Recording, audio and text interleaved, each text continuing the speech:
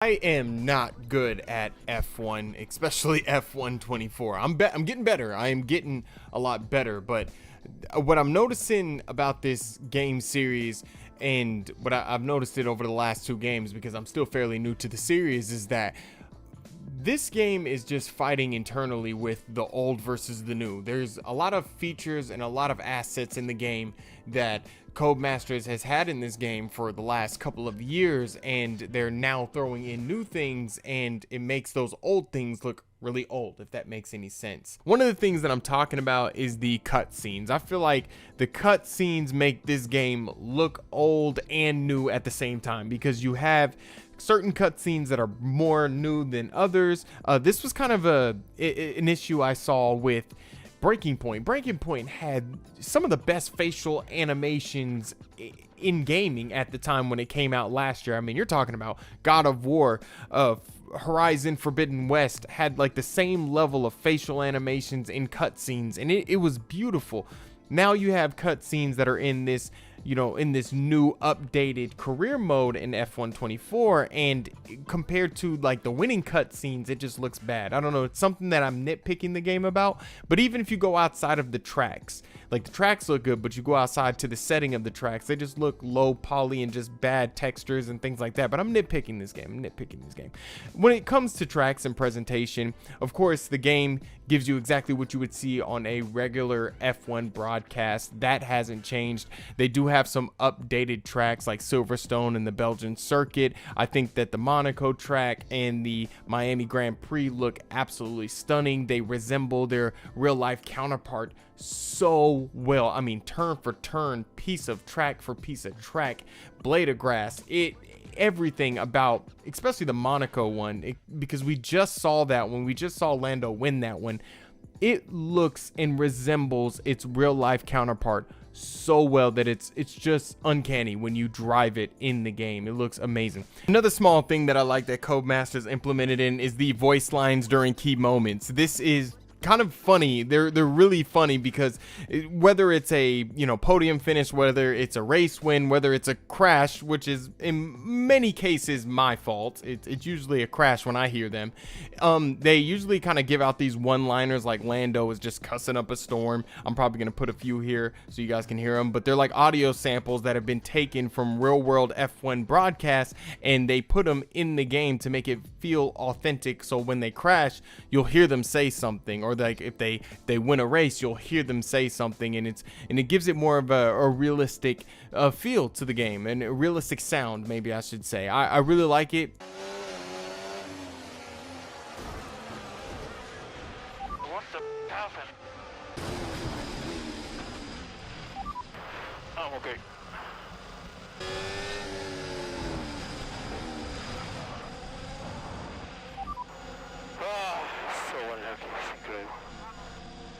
Let's talk about the gameplay. I love F1 24's gameplay. I loved F1 23's gameplay. I like how newcomers can come in, they can kind of mess with the settings, see what they like, see what they can deal with, see what they can't deal with, and then kind of dial everything back. I've always liked that. They have this new handling system that EA Sports has been really pushing. Codemasters has been really pushing this new handling system, and I feel like you feel it more when you're playing on a wheel, because I just got a wheel just for this game, and you can feel every turn, every bump in the road. It is just very immersive how it all works. The suspensions just really work really well in this game. It is great. If you have like a broken wing, you kind of feel that under the underturns that you get. And I mean, I'm terrible at underturns. You're probably going to see a crash now from an underturn that I'm going to show on the screen.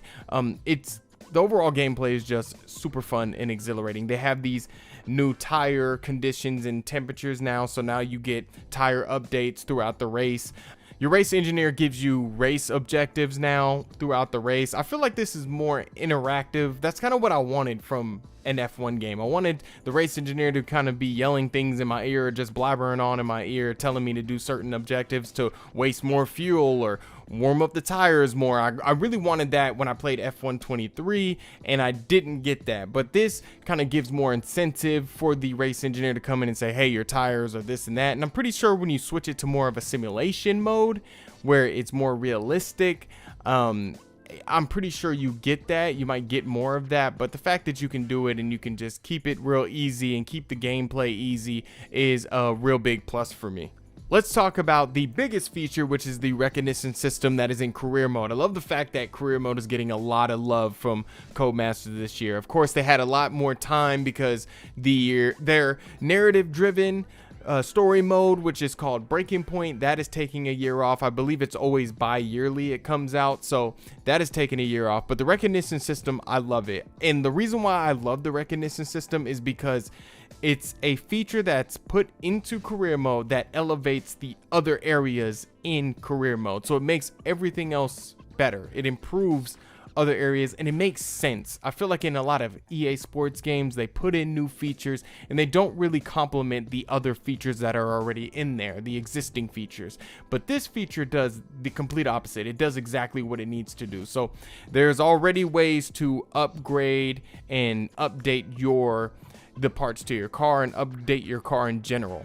But the recognition feature brings in resource points and things like that, and now you can upgrade by using resource points. To break down the recognition system, because I am getting a little bit ahead of myself, the recognition system basically puts you against your teammate driver for the rights to spearhead research and development. So if you have more recognition, so say if you have 60% recognition, then that means your research and development team are going to work really hard to make sure you get those research and development. You know, you get a lot of development in your car, you get the upgrades to your car. They're gonna, listen to your opinion more, which happens in real F1, which is a good way to represent it. I love it. It's great.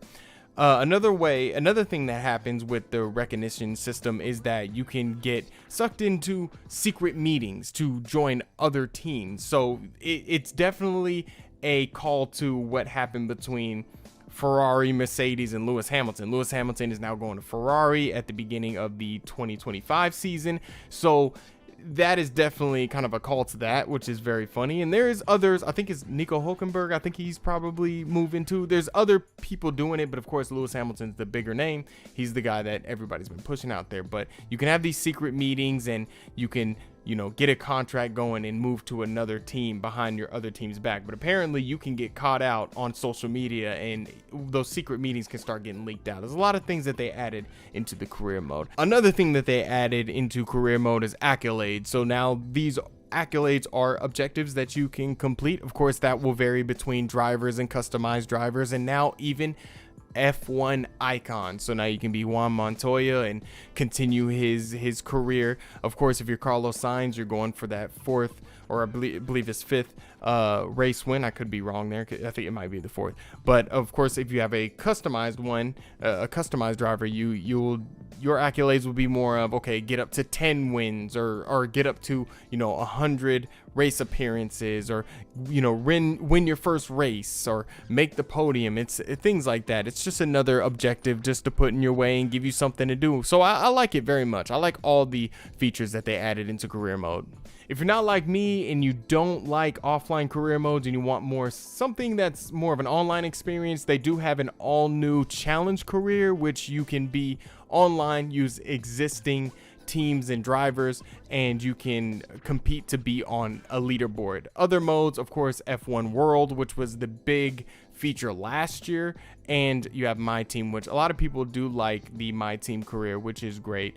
Of course, you have like the two driver career mode, which is fun. All that has the new features, of course. I love F1 24. I'm really enjoying it. It is very difficult for me, but I am enjoying it. I'm enjoying everything that's in career mode. I'm enjoying all the new stuff that's in career mode. And if you are a person that loves career modes, this is definitely a good time to jump into F1 24. One thing that I do want to stress is that if you jump into F2 first, you don't get the same experience that you get in F1. All the new stuff like the accolades, everything like that, the recognition system, all that does not go into F2. You are going to have to finish an F2 season and then work your way up to F1, and then you get all those new features. So I didn't know that, so I kind of wasted a little bit more time playing, but at least I got a little bit better at the game before I got into F1 because I needed it. Overall, if you are a person that loves F1 and you love career mode, get this game as soon as it comes out.